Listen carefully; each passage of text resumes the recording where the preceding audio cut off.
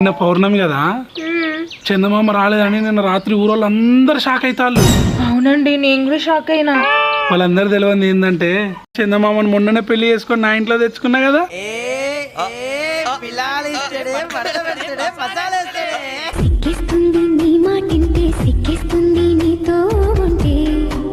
పోయత్తనే அந்த மாதிரி பொண்ணு இருக்குமா? அந்த மாதிரி இருக்கும் சார். టిఫిన్ పట్టుకొని రా.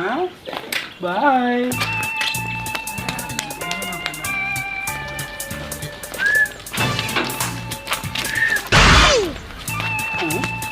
అరే ఆగు, ఏంటిది? పిల్తా అంటే పోతానా? ఆగొత్తలేదా?